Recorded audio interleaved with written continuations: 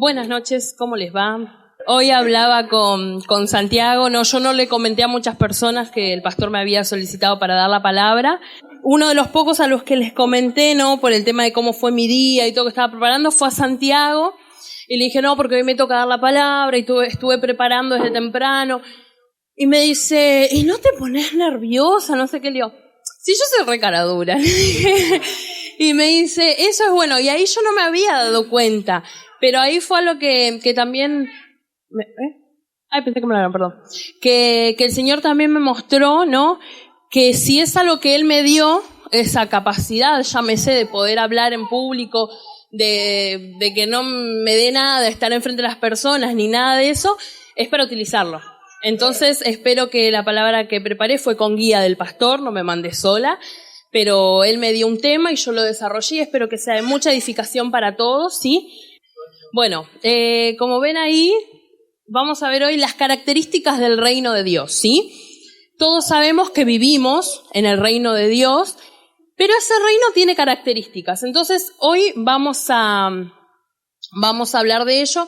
Y a mí me gustaría, pastor, si me permite, poder orar por esta palabra, para que cada cosa que yo preparé no sean las palabras de Lucía, porque las palabras de Lucía no convencen a nadie, y a lo sumo alguno que otro que me pueda seguir que esté medio loco, pero mis palabras no llegan a nadie, pero hay alguien que tiene palabras que quebrantan, que llegan.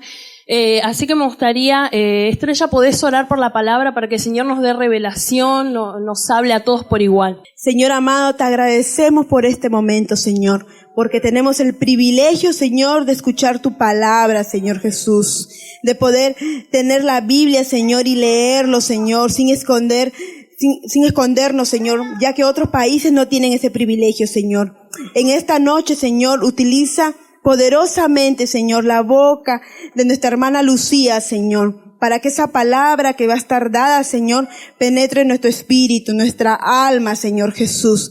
Gracias, Señor. Abre nuestros ojos espirituales, nuestros oídos espirituales, Señor amado, y que nosotros podamos ser hacedores de tu palabra y no solamente oidores, Señor Jesús.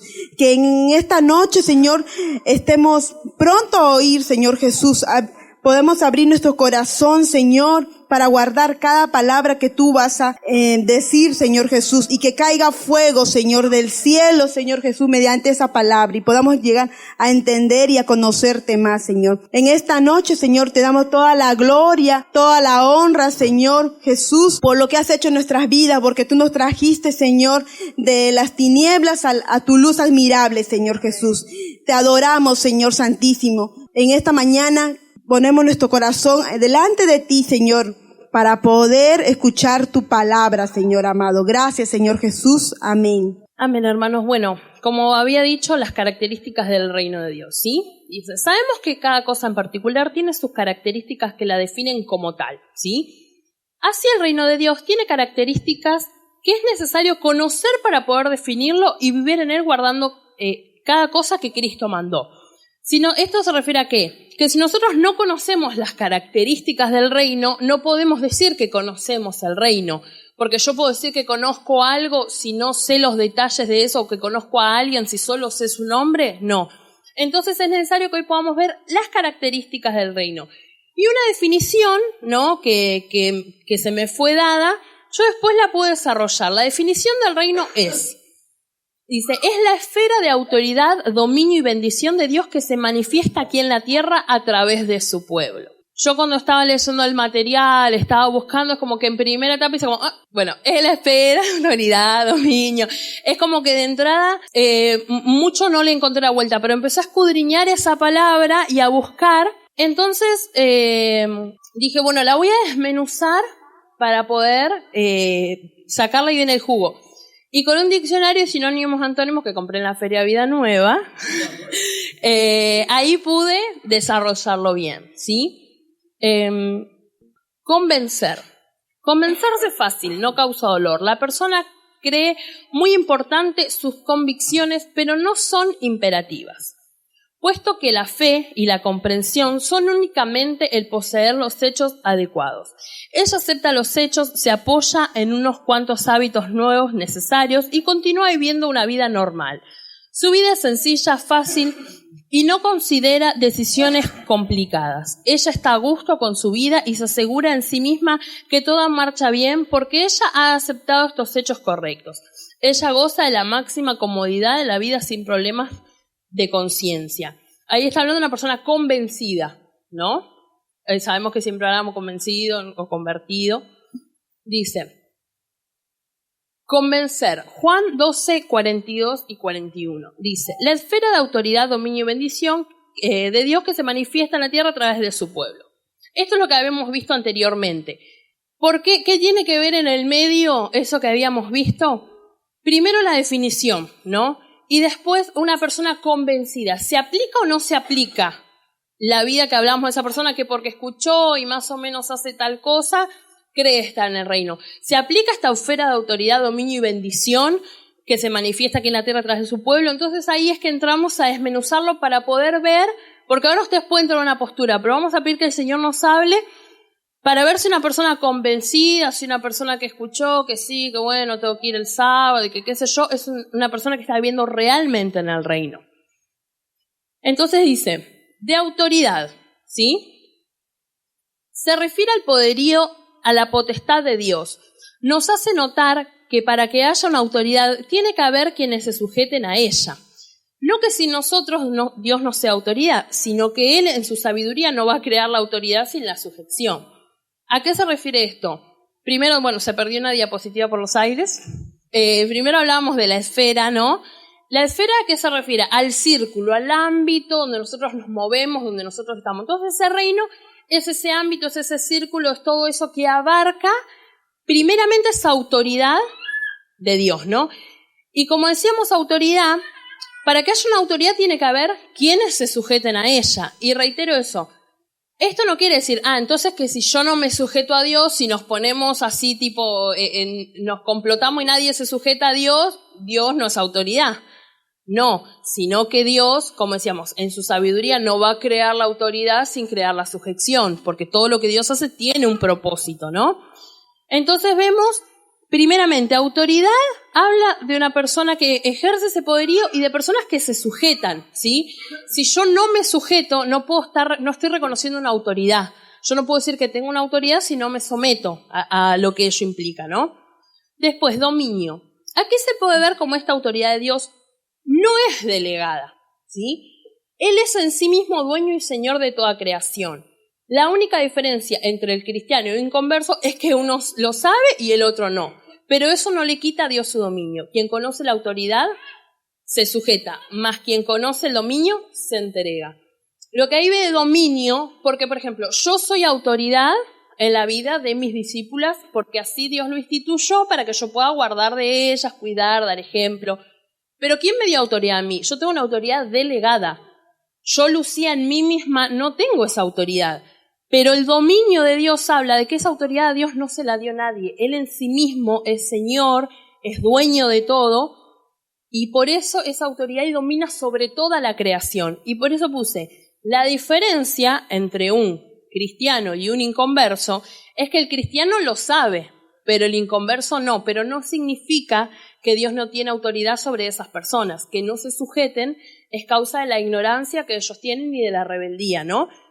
Y ahí vemos que dice, quien conoce la autoridad se sujeta. O sea, si yo sé que tal es mi autoridad, me voy a sujetar a esa autoridad, voy a obedecer. Pero quien conoce el dominio, quien sabe que Él nos posee, que Él nos creó, que como decíamos, no es una autoridad delegada, que Dios es Dios, quien tiene esa revelación, se entrega totalmente, ¿sí? Entonces ahí vemos una de esas diferencias ya de una persona convencida que piensa aquí, sabe que Dios es autoridad, bueno, entonces no me queda otra, vengo. No, pero no es así. Tenemos que conocer el dominio de Dios y entregarnos totalmente a su autoridad, a su dominio, a su control absoluto, como decía la alabanza, y nada jamás escapará de tu control. Quien no domina, quien no es autoridad, las cosas se escapan de su control, pero al Señor eso no le sucede, ¿sí? Cuando habla de bendición, habla de lo que Dios añade a su pueblo cuando éste reconoce los puntos anteriores, ¿sí? Sabemos que es imposible que alguien que sirve a Dios de corazón no reciba esa añadidura. Porque la palabra no miente al decir, mas buscad primeramente el reino de Dios y su justicia, y todas las cosas os serán añadidas. Entonces la bendición, que vemos tantas formas de predicar la bendición, ¿no? Es algo que es añadido, es algo que Dios nos da cuando nosotros estamos cerca de Él, cuando nosotros le servimos. Ni bien sabemos que cuando estamos en el mundo, como contó Sofía, su testimonio, o mismo todos personal, cuando estamos apartados, Dios igual nos sigue amando, nos protege, nos guarda por ese amor y esa misericordia. Pero los que están sirviendo a Dios es imposible que no tengan esas bendiciones. Entonces, ¿por qué entra la palabra bendición en esa esfera, digamos, de autoridad y dominio? Porque quien se sujeta a esa autoridad y quien reconoce ese dominio, por default es bendecido, ¿sí? Entonces, debemos entregarnos a Dios y reconocer, y todas las cosas serán añadidas, pero si yo busco la añadidura, no estoy en el reino, porque primero habla autoridad y dominio. Si yo vengo a buscar la bendición, hay una parte del reino que yo no estoy entendiendo, ¿sí? Bueno, ahí habla de qué se manifiesta, ¿sí? De autoridad, dominio, bendición. ¿Qué se manifiesta? Manifestar, declarar, exponer, expresar, decir. Los antónimos, ¿qué son? Callar o ocultar. Sabemos que los antónimos es algo que significa lo contrario, todo lo contrario. Entonces, nosotros podemos callar o ocultar esa autoridad, ese dominio de Dios. No, ni aun si querríamos, yo me lo puedo callar yo, pero se va a notar en las otras personas. No hay nada que podamos hacer para que el dominio y la autoridad de Dios no sean manifiestas, porque si no lo hago yo, lo va a hacer otro, y si no lo hace otro, ¿por qué? Porque Dios nos creó también para ser parte de esa familia y testificar, ¿sí?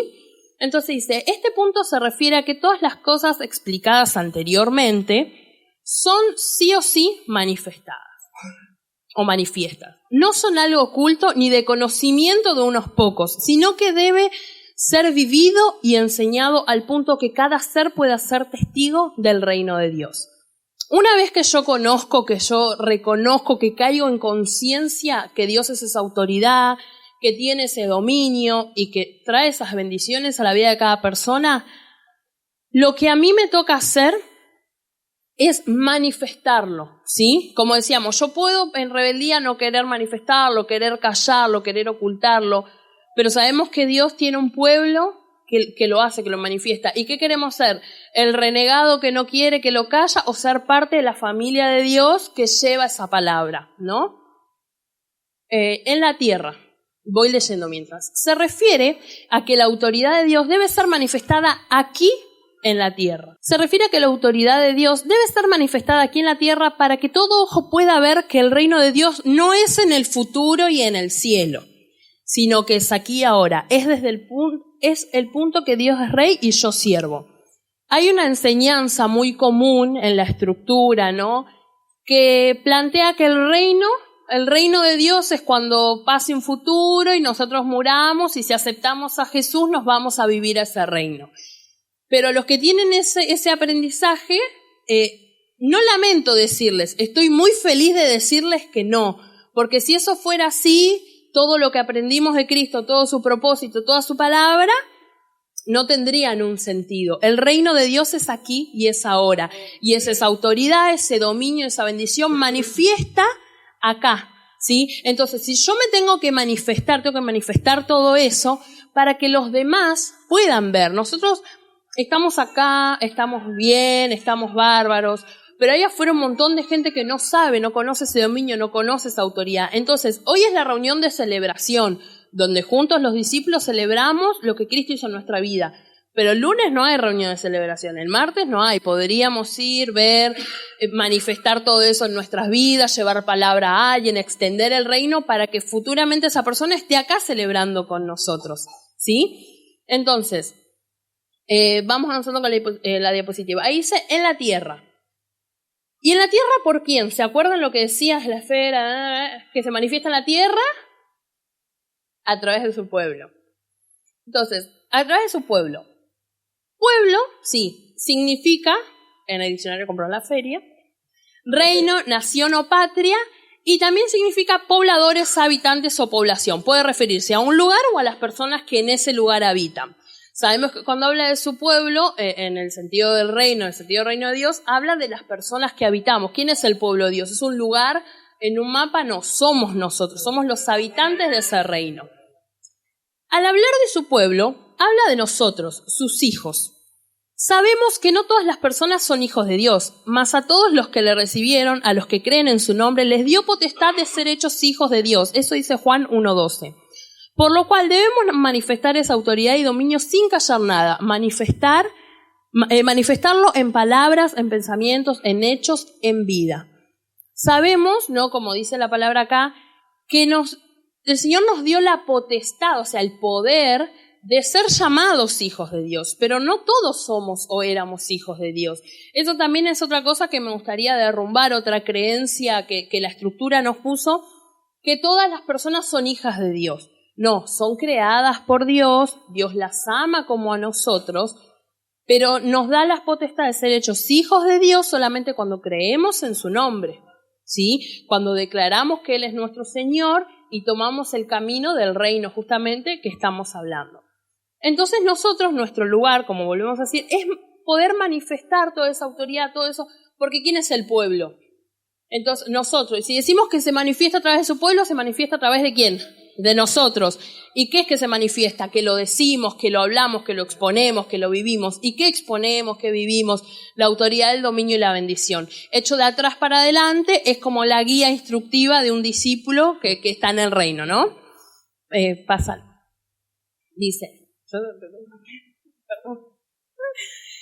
La Biblia nos enseña que a los que hemos creído en Jesús hemos sido trasladados del dominio de la oscuridad, del dominio de la oscuridad al reino de su amado Hijo. O sea, hemos sido trasladados de las tinieblas al reino de Dios. Ahí quería parar para explicar un segundo. No sé si recuerdan el pasaje de 1 de Pedro 2:9, que dice: vosotros sois linaje escogido, real sacerdocio, nación santa, pueblo adquirido por Dios, para que anunciéis las virtudes de aquel que os llamó de las tinieblas a su luz admirable. Entonces nos llamó ¿de dónde? De las tinieblas. ¿Y en qué nos convirtió? En linaje escogido, en real sacerdocio, nación santa, y nos trajo a su luz admirable. ¿Y qué dice ahí? Anunciéis las virtudes. Anunciéis, o sea que vayamos y testifiquemos sobre eso. Entonces, estamos en claro de que no nacimos en el reino de Dios, sino que Dios nos trajo de las tinieblas a su luz admirable, ¿sí? Porque hay casos excepcionales, como por ejemplo el caso de Daniela, que hablamos recién, que sus padres la entregan al Señor, velan por ella, tiene una cobertura. Entonces, ella ya nace, pero va a llegar a una edad en la que ella va a tener que tomar una decisión, que para la gloria de Dios sabemos que ella va a tomar el camino del Señor. Pero eso va a quedar en ella, en su decisión como persona, claro, en su libre albedrío que Dios le permitió, porque por algo se lo permitió. Pero nosotros sabemos que fuimos trasladados a ese reino. Entonces, nacemos de nuevo cuando Dios nos trae a este reino. Si quitémonos también de la cabeza de que siempre estuvimos en el reino, solo que antes pecamos y ahora no. No es así. Dios nos trasladó, nos sacó de ese pozo del que hablaba Sofía, de esa vida de pecado, y nos trasladó a su luz admirable. Es por esto que debemos vivir en función de dicho reino, ¿sí?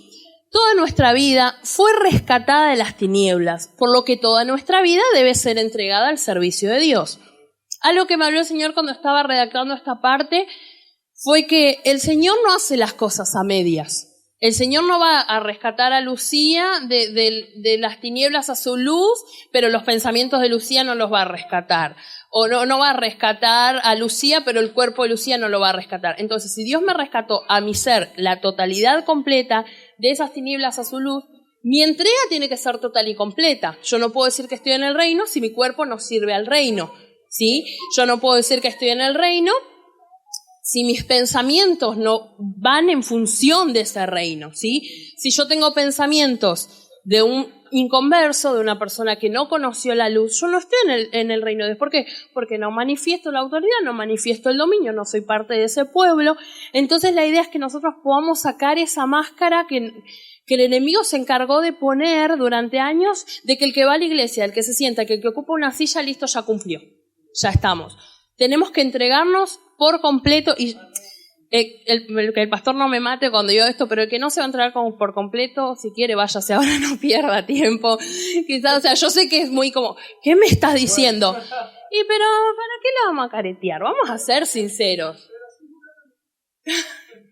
Vamos a ser sinceros. A mí me pasó con algunas discípulas, ¿no? De ir y hablar y que haya un área que yo te entiendo, yo te apoyo. Si vos querés cambiar esto, yo te voy a guiar, te voy a apoyar, voy a estar con vos. Si vos no lo querés cambiar, decime ahora, no me vas a perder más tiempo, andate, disfrutá de lo poco que te puede dar el mundo, pero no vamos a andar jugando porque si no, no estamos en una entrega total, ¿sí? Dice, la Biblia nos enseña que a los que han creído, acá esto ya lo leímos, dice, ahora entendiendo que estamos en el reino de Dios, que no vamos a estar, sino que estamos, ahí quitamos lo de que es en un futuro, en presente estamos, vamos a estudiar algunas características del reino. Hay muchas características, pero hoy vamos a estar mencionando solo algunas de ellas. Si yo tengo que hablar de todas las características del reino de Dios, el fideo de mis queda, pero una cosa así, una pasta asquerosa. Entonces tenemos como primer característica el amor. El fundamento principal en el reino de Dios es el amor. Debemos procurar levantar esa bandera que identifica en qué reino estamos. Por eso vamos a ver ¿qué nos enseña la palabra sobre esto? ¿Se acuerdan lo que pasamos, Fundamentos 1, cuál era la bandera de ese reino? La bandera era el amor. ¿Se acuerdan que tiene un lenguaje también? Tiene un rey, sí, pero la bandera es ese amor. Primera de Juan 4, 7 y 8 dice, amados, amémonos unos a otros, porque el amor, es de Dios. Todo aquel que ama es nacido de Dios y conoce a Dios. El que no ama no ha conocido a Dios, porque Dios es amor. Y si alguien me dice, pero yo no amo a los otros, pero yo quiero seguir a Cristo, yo voy a la iglesia, pero no amo a los demás. ¿Y cuántas veces te arrodillaste en intimidad y le dijiste al Señor, quiero amar a los otros? No pidiendo amor, como dice el pastor, Señor, dame amor, sino pidiendo al Señor, dame una oportunidad para que yo demuestre amor en hechos a esta persona. Dame oportunidad de que yo me pueda acercar y demostrar mi amor con ese fruto, con esa actitud. Entonces, no podemos esperar que eso surja. Entonces, si yo digo, no, la verdad que yo todo bien, yo leo, yo busco, yo hago, pero no amo a mi hermano, dice la palabra que no es de Dios. O sea, si Dios acá no tiene miedo de decir las cosas, ¿yo quién soy para querer ocultarlo, no? Pero el que no ama no es de Dios, y lo dice la Biblia, no lo dice Lucía. Entonces, yo no amo, ¿qué tengo que hacer ahora? No es que ahora, yo te digo, por ejemplo, Brian, no, yo no estaba amando, y bueno, nunca estuviste en el reino, Brian. No, es ahora Brian, ¿qué va a hacer? Señor, me di cuenta de que no estoy amando a mis hermanos. Bueno, arrodillarte en la presencia de Dios y levantó un clamor hacia Él y que te ayude y que te dé oportunidad de servir, porque sabemos que el amor en acción es ese servicio, ¿sí? No es un sentimiento. Vemos que la palabra enseña que el amor hacia los otros no es una opción ni un sentimiento humano, sino que el amor es de Dios. Y quien no ama, afirma la palabra, que no conoce aún a Dios. Es imposible que quien tuvo un encuentro con el Espíritu Santo y le fue revelada la misericordia de Él y este amor con el que fue lavado, limpiado y perfeccionado en Cristo, no pueda amar a su hermano. Sabemos que al que mucho se le perdona, mucho ama. ¿Cuántas personas estamos, yo primera acá, y cuántas cosas no fueron perdonadas? Vamos a hacer, se pegotea más el fideo de mí si tenemos que hacer una lista de las cosas que Dios nos perdonó. Y Dios nos perdonó cosas que aún nosotros no le pedimos perdón, porque no nos fue revelado todavía eso. Hay cosas ocultas que nosotros hicimos que ni siquiera nos acordamos, pero que Dios ya nos perdonó de antemano y a su tiempo va a poner el momento de ese arrepentimiento, de esa conciencia para que podamos perdonar y pedir perdón a Dios y a quien nosotros dañamos, ¿no? Y como dice acá, sabemos que al que mucho se le perdona, mucho ama. Si yo realmente tuve un encuentro con el Espíritu Santo y me di cuenta que Él me lavó, me limpió, que yo era lo vil del mundo y Él me eligió, me transformó, me dio vida, me dio otro nombre, y si yo realmente reconozco eso, es imposible que yo no pueda amar a mi hermano. Y lo hablo también por una experiencia personal, porque el tiempo en el que a mí me costó ese área era porque no había entendido que a mí se me amó y se me perdonó primera. Entonces fue esa mi dificultad y lo comparto para que todos puedan buscar tener ese encuentro con el Señor, ¿sí? Debemos manifestar el amor. con palabras, pero también con hechos. Es imposible que quien ama con el amor de Dios no lo demuestre con hechos, porque el amor del Padre lo llevó a entregar a su Hijo por nosotros, y el amor y la obediencia del Hijo lo llevó a despojarse de su gloria para tomar forma de hombre y morir humillado en una cruz, para darnos vida. Entonces no podemos decir que nuestro amor proviene de ese Dios si no damos aún nuestra propia vida para demostrarlo.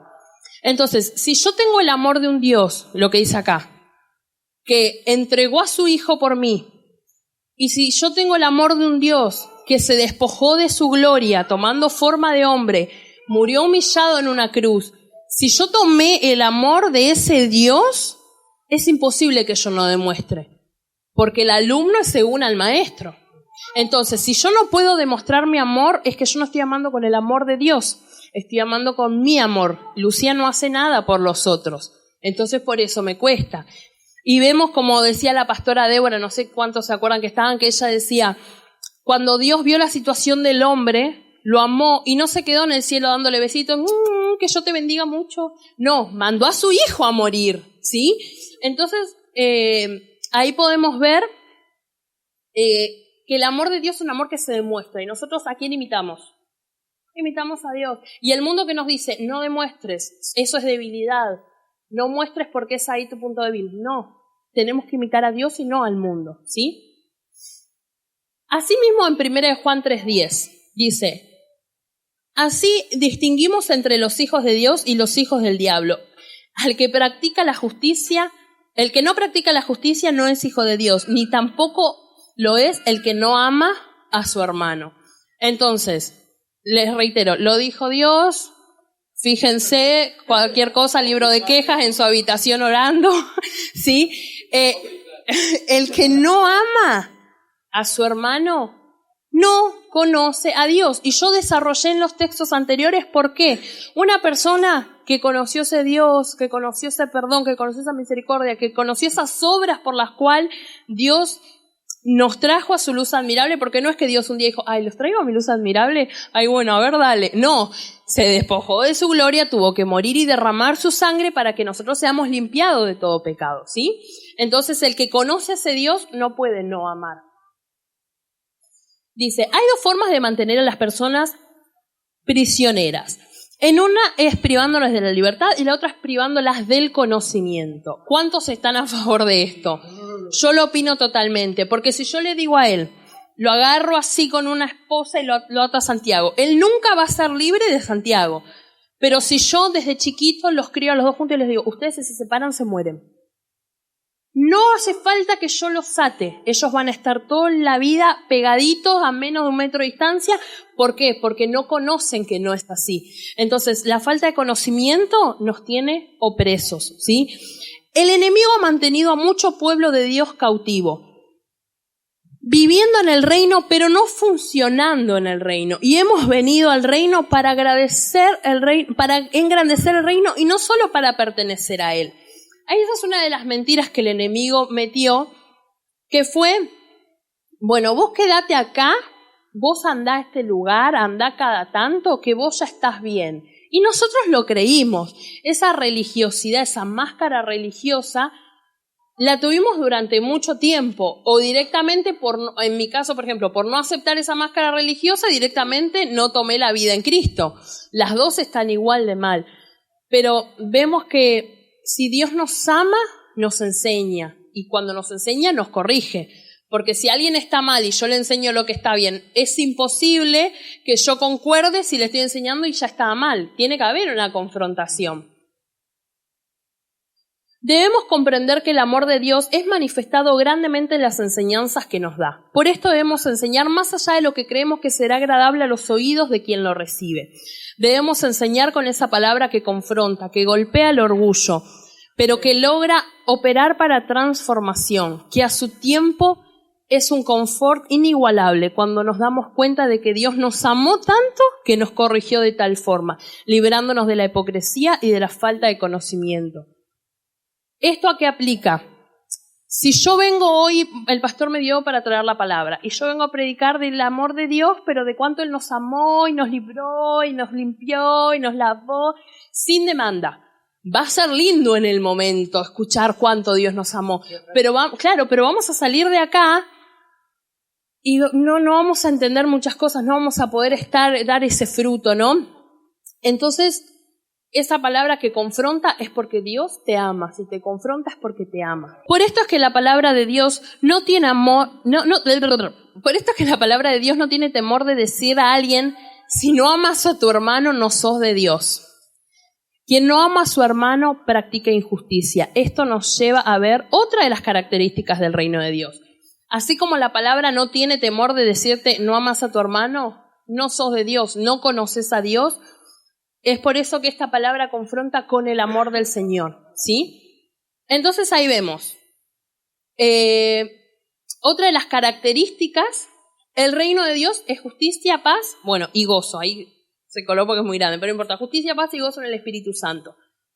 Vemos en Romanos 14:17, porque el reino de Dios no es comida ni bebida, sino justicia, paz y gozo en el Espíritu Santo. Es uno de los primeros versículos que aprendí. Y cada etapa de mi vida lo entendí distinto y Dios me habló distinto, ¿sí? Y lo peor de todo es que si nosotros vamos a todo el contexto, está hablando de si se puede comer carne o no se puede comer carne. Pero Dios usa, aunque hable de eso, lo usa para hablarnos en otras áreas, para confrontar nuestra vida, para enseñarnos sobre el reino de Dios. A ver. Entonces vemos, ¿qué es la justicia? Es todo lo contrario, no encontré ese signo en el coso, pero ya sabemos que es lo diferente o todo lo contrario a la injusticia.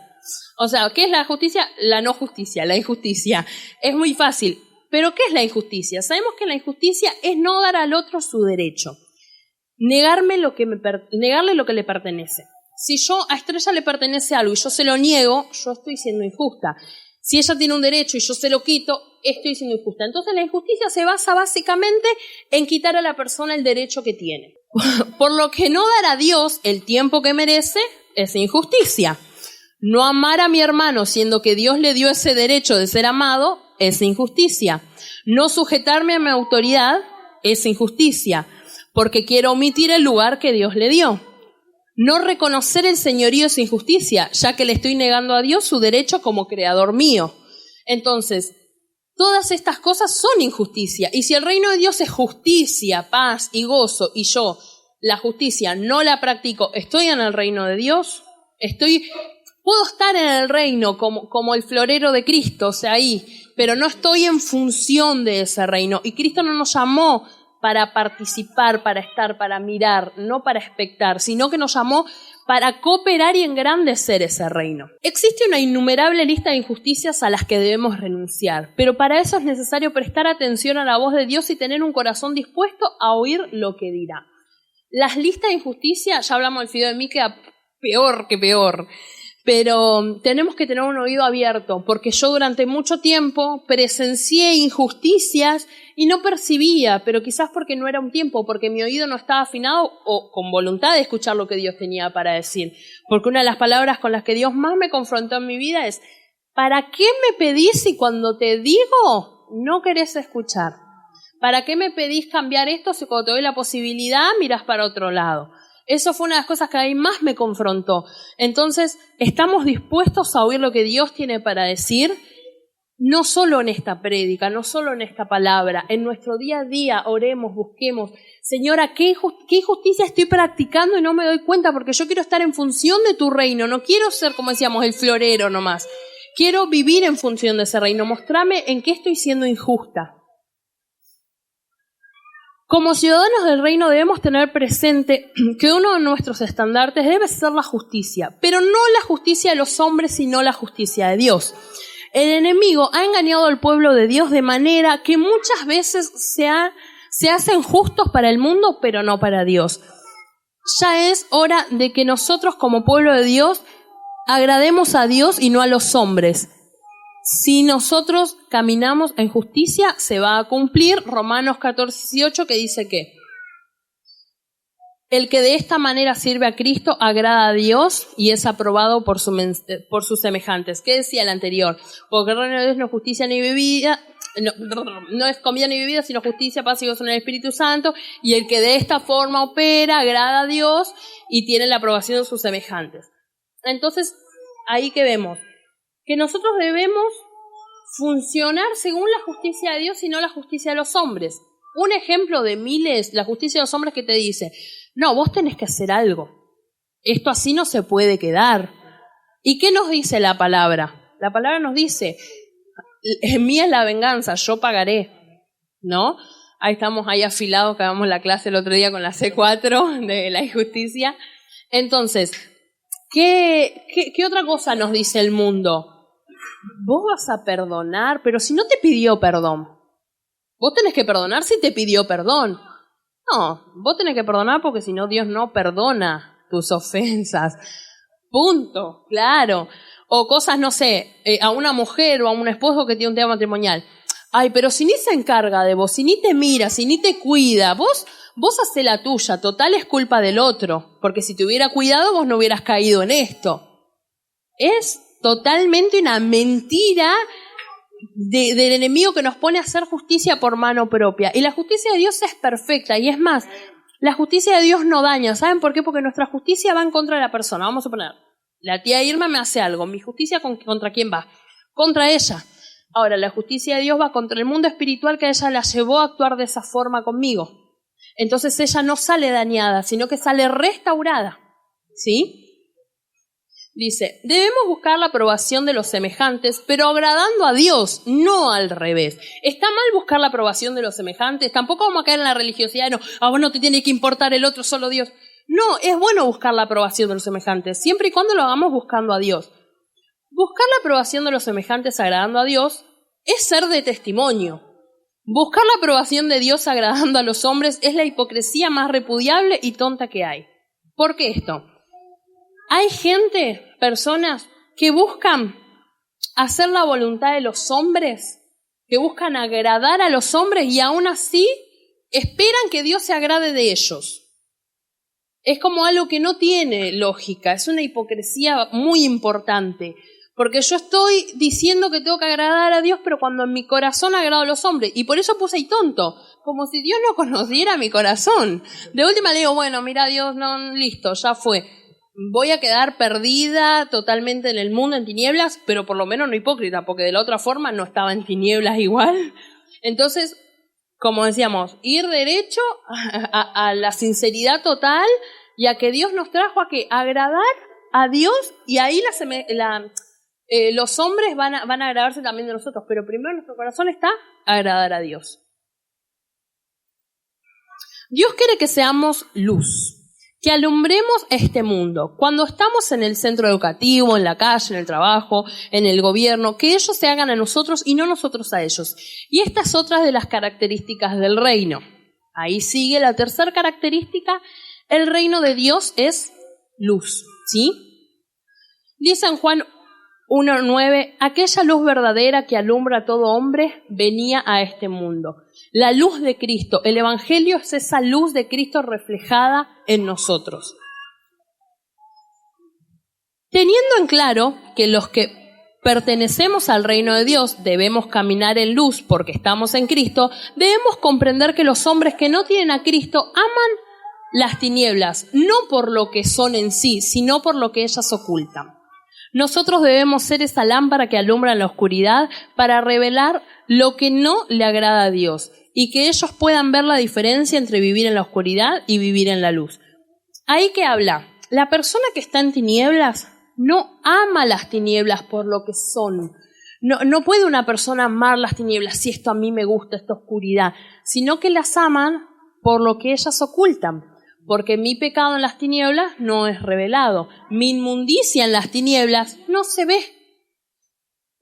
Por dar un ejemplo, un drogadicto entre 100 drogadictos, ¿destaca? No destaca. Una persona, no sé, un maltratador de sus hijos, un padre maltratador, entre cientos, ¿destaca? No destaca. Ese pecado, toda esa inmundicia que tenemos, esa falta de Dios en las tinieblas, es perfectamente ocultada. Es como que no se ve. Es como estar todo mugriento y ponerse un vestido de fiesta divino. Por más de que no se pueda ver, igual como que esa inmundicia sale, y es ahí donde nosotros podemos ver y ir y llevar esa luz a esa persona que está en esa tiniebla por lo que oculta. La idea es, cuando yo voy a predicar, voy a llevar esa luz, voy a llevar ese ejemplo.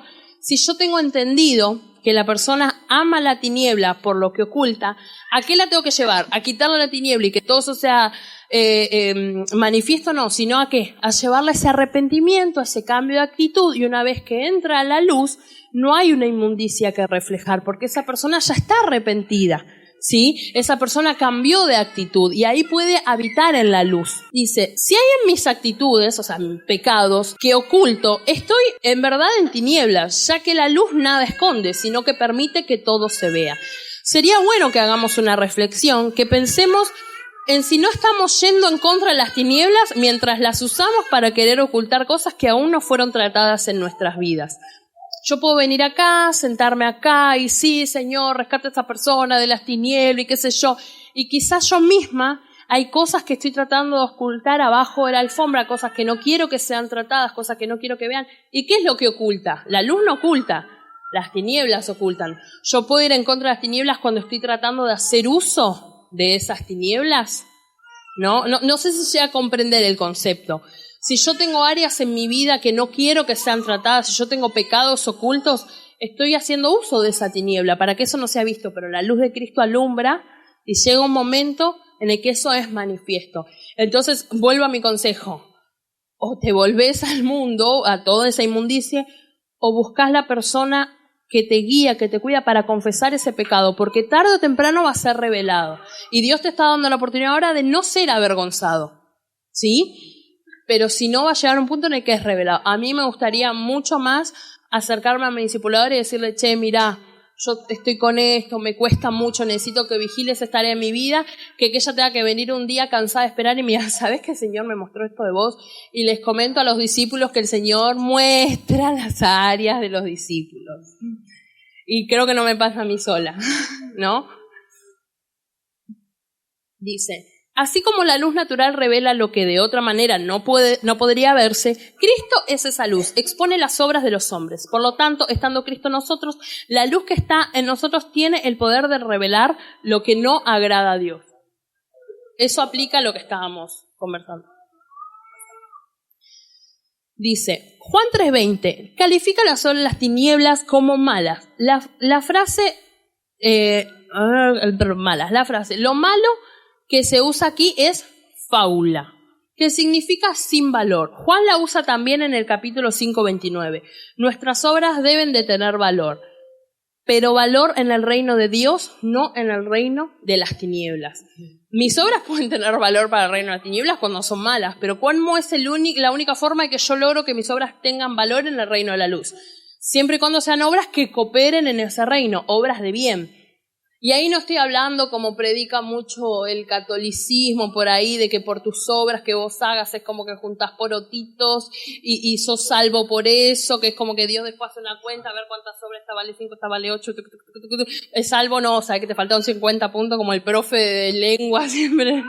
No, las obras son algo que nosotros debemos practicar, pero por esa misma intento de estar envueltos en ese reino y engrandecerlos, no porque ganemos nada con ellos, ¿sí? Dice, el que hace lo malo aborrece la luz. Caso contrario a un creyente que ama la luz. Podríamos aseverar que la combinación malo-luz no es una combinación del reino. Si digo que camino en luz, mis obras deben ser buenas. Alguien me enseñó que yo no tengo solo que ser o decir, que yo debo parecerlo. Yo no puedo decir que soy luz y vestirme o comportarme como si fuera de las tinieblas. Yo debo ser y parecer, porque no estaría en la verdad. Es decir, sirve de algo que yo sea una hija de Dios, una discípula real, y que yo lo diga y lo proclame, pero que no lo parezca, que la gente vea mi apariencia como apariencia de una persona en tinieblas. No estoy hablando solamente de la ropa. Estoy hablando por ahí de una actitud también que se muestra físicamente, mi forma de caminar, mi forma de pararme, mi forma de hablar. Yo tengo que parecer una discípula cuando lo soy. No tengo que solamente decir, bueno, no sé, qué sé yo me pongo una minifalda. Yo sé que no estoy tratando de seducir a nadie, es lo que tenía. No salgas, mamita. Ponete una bolsa de consorcio atada a la pierna. pero parecé lo que sos, ¿sí? Así como nos molesta que muchas veces hay gente que dice ser algo, o sea, aparenta ser algo que no es, así de mal a los ojos de Dios es que seamos algo y no lo aparentemos, porque el mundo tiene que ver, acuérdense de manifestar esa autoridad y ese dominio. El reino de Dios es verdad. Alguien me enseñó, eso ya lo habíamos visto, que tengo que parecer que es verdad. Juan 8:32. Y conocerán la verdad y la verdad os hará libres. Y comprarán un cartel para poder. Conocerán la verdad y continuarán en la verdad es la marca de los verdaderos seguidores de Cristo. Conocer la verdad y continuar en ella es la marca de un discípulo. ¿Quiénes son los seguidores de Cristo? Los discípulos, los que escuchan lo que Él dice y hacen lo que Él manda. Entonces, conocer esa verdad y permanecer en ella. Es posible conocer el mensaje de arrepentimiento y oír del reino venidero sin estar en él. Es más que conocer, es más que oír. Hay que apropiarse del mensaje, hay que hacer un compromiso con el mensaje de Cristo. Es decir, es posible que una persona escuche el mensaje de arrepentimiento, que una persona escuche el mensaje de Cristo y no se convierta. ¿Sí? ¿Por qué? Sabemos que hay un proceso que cada persona conoce de Dios, que va a llegar un tiempo en el que el Espíritu Santo produzca ese hambre y esa palabra, esa semilla, crezca. Pero no toda persona que fue predicada es una persona que está dentro del reino de Dios, ¿sí? Debemos tener cuidado, ya que podemos caer en la mentira de aceptar a Jesús, que plantea la iglesia de estructura muchas veces. Hay una idea que se nos implantó mucho de aceptar a Jesús. Acepta a Jesús, acepta a Jesús, acepta a Jesús. Y debemos evitar caer en esa mentira, porque si el reino de Dios es verdad, no podemos vivir en base a una mentira. Esta mentira se basa en que una persona que está en tinieblas le dicen si quiere aceptar a Jesús en su corazón y solo porque dijo que sí, puede seguir con su vida desordenada y de pecado sin problemas. Total, ya aceptó. ¿Aceptás a Jesús, Estrella? Y sí, ¿qué te va a decir? No te hizo nada, nunca peleaste, ¿no? ¿Por qué vas a decir que no?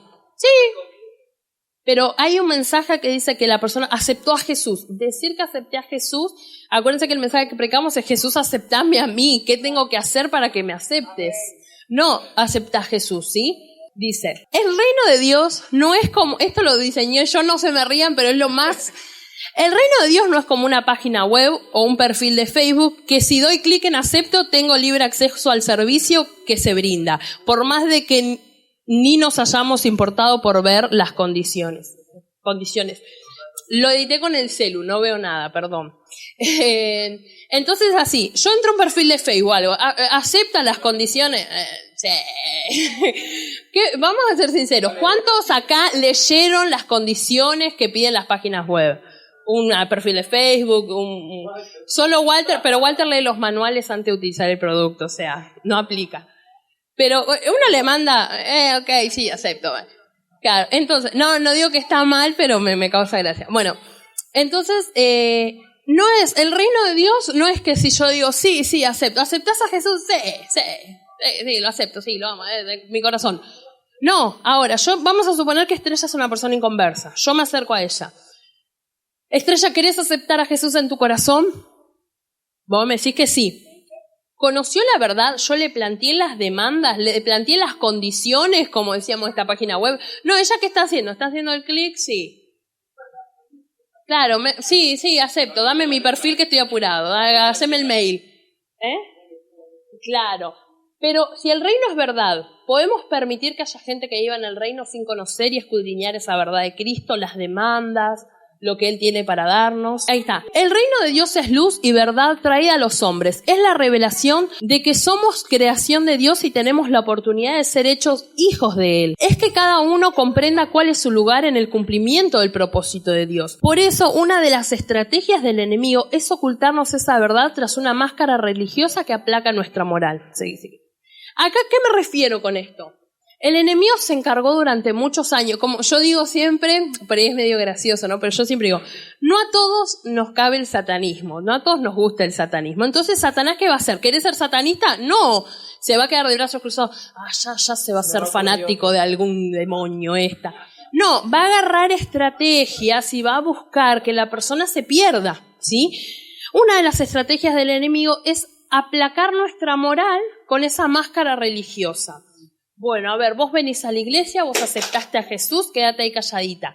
Que cuando te quieras dar cuenta tu vida de desorden, tu pecado, tu falta de voluntad de acrecentar ese reino, te van a llevar a la cruda verdad que sos una mundana que va a la iglesia, ¿sí? Entonces, una de las características que Dios, que el enemigo, hace, una de las cosas que hace la persona para que se pierda, como decíamos, si no te gusta el satanismo, algo tengo que hacer, es meterte esa religiosidad, esa máscara.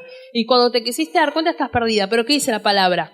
Buscadme y me hallaréis. Si alguien busca de todo corazón a Jesús, no puede ser engañado con eso. Entonces ahí vemos también que la persona que está en esa máscara de religiosidad está siendo engañada, pero porque nunca buscó de todo corazón a Jesús, ¿sí? Dice, los judíos que estaban ahí habían escuchado el mensaje, pero no se habían comprometido con el mensaje. Escucharon, pero seguían comprometidos con Roma. No puedo estar oyendo el mensaje y seguir comprometido con el mundo, porque el que es enemigo del mundo, es amigo del mundo, es enemigo de Dios. Ahí vemos un ejemplo de alguien que escuchó la palabra, escucharon al mismo Jesús en persona, y aún así siguieron con lo suyo, siguieron sin creer. Entonces ahí vemos ejemplo de personas que escuchan la palabra, escuchan el mensaje, pero no lo viven, no lo practican. Nosotros no podemos escuchar ese mensaje y seguir siendo amigos del mundo. Los judíos ahí dice que sigan comprometidos con Roma, ¿sí? No podemos seguir comprometidos con Roma cuando escuchamos el mensaje de Cristo. La otra característica a la que vamos entonces, el reino de Dios es enemigo del mundo, ¿sí? Dice en Santiago 4:4, oh gente adúltera, ¿no sabes que la amistad con el mundo es enemistad con Dios? Si alguno quiere ser amigo del mundo, se vuelve enemigo de Dios. La palabra nos advierte que las malas compañías, en la versión Reina Valera 60, que dice que las malas conversaciones corrompen las buenas costumbres. Eso está en 1 Corintios 15:33. Las malas compañías o conversaciones, según lo que nosotros usamos, es que se basa más o menos a lo mismo, corrompen las buenas costumbres. Es por esta afirmación que debemos tener en claras dos cosas fundamentales. La primera, no debemos buscar no ser amigos del mundo solamente, sino que debemos procurar ser amigos de Dios. O sea, ser amigos de Cristo. Porque yo no soy amiga del mundo, pero estás buscando esa amistad con el Señor, esa intimidad con Dios. Ni bien en el principio Él se muestra como Señor, recuerdan Fundamentos 1, en el principio de la relación, Jesucristo es el Señor. Él primero se muestra como Señor por nuestra incapacidad de darle esa autoridad, esa honra, si Él se muestra como amigo de entrada, digamos. Pero es un error nuestro. Debemos buscar asir esa amistad tan preciosa. No es solo no ser amigo del mundo, es también ser amigo de Dios, ¿sí? Y la segunda cosa que tenemos que tener bien en claro es la compañía que sí necesitamos es primeramente la del Espíritu Santo en cada momento. Hay muchos pecados que ocurren cuando estamos solos, pero si reconocemos la constante compañía del Espíritu Santo en nosotros, no volveremos a caer en ello. Sabemos que hay muchos pecados o muchas cosas en las que nosotros caemos cuando estamos solos, cuando estamos en soledad. Pero si nosotros tenemos bien en conciencia de que nunca más vamos a estar solos, de que el Espíritu Santo nos está acompañando, nos está vigilando, ¿vamos a caer en eso? No. Y una parte más que aplica con esta compañía del Espíritu Santo, que sería como un tercer mundo, pero aplica al lado de lo que es la compañía, dice, no solo del Espíritu Santo debemos estar acompañados, sino que debemos buscar la koinonía, buscar esa relación de compañerismo y servicio los unos a los otros con los demás miembros del cuerpo. Es decir, no es solamente estoy acompañado por el Espíritu y nada más. Si yo no busco esa koinonía, esa comunión, ese servicio con mis hermanos, también estoy mal. Hace no mucho tiempo me compartió una persona que una de las cosas que la llevó a caer en pecado, que ella se dio cuenta después cuando vuelve esta persona, fue no estar en la compañía de los hermanos. Esta persona me decía, yo creo hoy que si yo hubiera estado acompañada por los hermanos con ese testimonio, con esa vida, yo no hubiera caído en esto, ¿no? Entonces es necesario no solo la compañía del Espíritu Santo, sino la compañía de los hermanos, la comunión. Es nuestra obligación como hijos de Dios cuidar nuestra manera de vivir sin olvidar que estamos en este mundo, pero no somos de este mundo. Debemos estar con Dios en una completa unidad, ¿sí? Ahí vamos a pasar al sexto punto, que dice, el reino de Dios es unidad. Recordamos hasta ahora que era el reino de Dios, era amor, ¿sí? Justicia, paz y gozo en el espíritu, ¿sí? Entonces, uno de los puntos era enemistad con el mundo. Uno de los puntos que a mí más me tocó, porque habla también, y yo veo confirmación de Dios que tiene mucho que ver con la palabra que compartían ahí hoy. El reino de Dios es unidad. Juan 17:23. Yo en ellos y tú en mí. Permite que alcance la perfección y así el mundo reconozca que tú me enviaste y que los has amado a ellos tal como me has amado a mí. Hay una gran diferencia entre unidad y unión. Ser unidos es importante, pero ser uno en Cristo es necesario. Habíamos visto, ¿qué es la unión? Unión. Estrella ahí con la tía, con Roberto, se pegan ahí juntitos. Están unidos, pero no son uno. Cuando ella se cansa, bueno, me voy y se va y nadie la puede atajar. ¿Entendés? Pero si yo soy uno con alguien, no hay cómo dividir. La unión es divisible, la unidad, el ser uno es indivisible. Entonces es importante estar unidos, es importante, pero lo necesario es ser uno en Cristo. Somos un cuerpo, así como decían ahí, cada uno tiene una función distinta, todo lo que uno quiera, pero somos un cuerpo.